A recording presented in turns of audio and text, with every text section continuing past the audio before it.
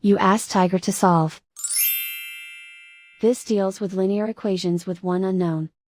The final result is x equals -3. Let's solve it step by step. Simplify the expression. Expand the parentheses. Simplify the arithmetic.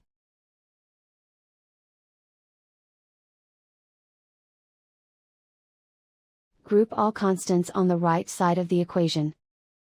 Subtract 20 from both sides. Simplify the arithmetic.